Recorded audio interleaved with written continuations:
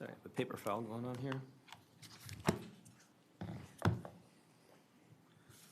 So this one's just it's a quick look after we closed out or started to close out some 4-kilometer data. And what I wanted to communicate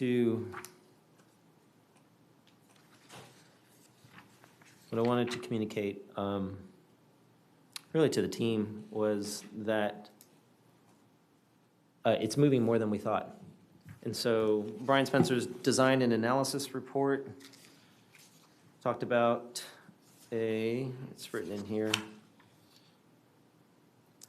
I think on section 6.3, second paragraph, the DAR predicts failure to be hoop failure on the inner surface at the center of the cylinder at about 2.21 times the design pressure.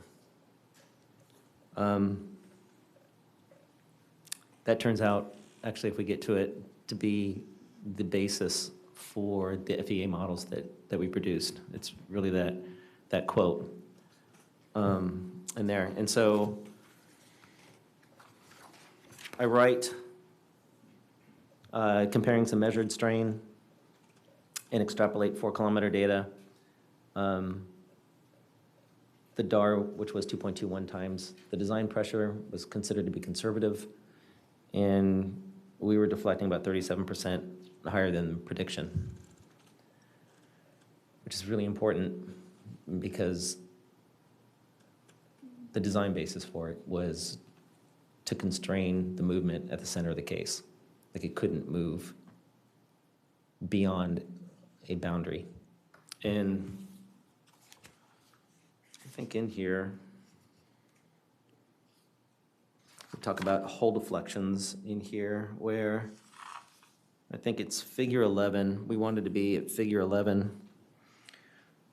Through membrane stress, a 19.8 KSI to ASME was a 1.84 factor. To yield, it was a 2.76.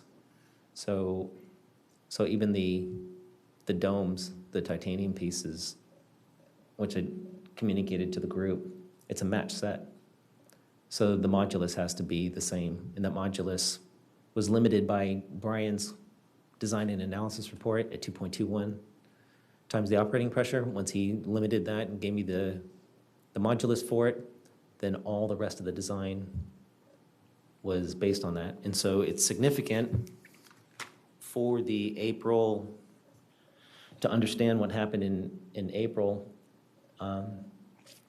We hadn't really gone deep enough, long enough, and we were flexing 37% more. So it was the first warning. And when was this report drafted?